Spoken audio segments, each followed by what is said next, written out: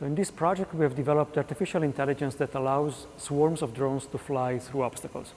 As drones have become more inexpensive and more capable, engineers have been looking at flocking animals or swarming animals to make these drones fly together and accomplish a mission in large numbers.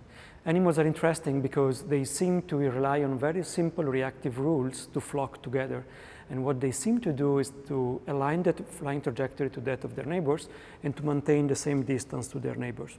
And this results in very simple computer algorithms that can be used for flying these drones in the open skies.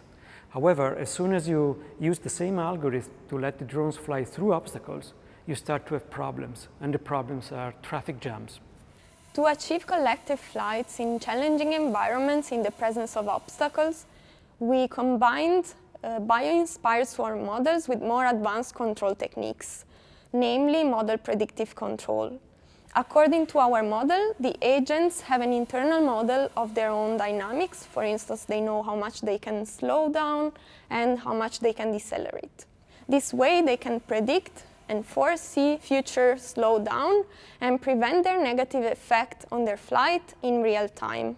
We tested our model in an artificial forest, and what we see is that the agents are able to coordinate themselves at the same time avoiding collisions with the obstacles, and they also avoid traffic jams.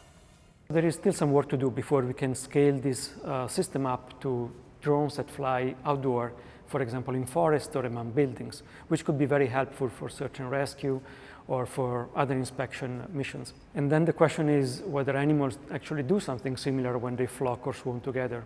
We do not know that, but some biologists already start thinking that maybe these animals are smarter than we actually thought.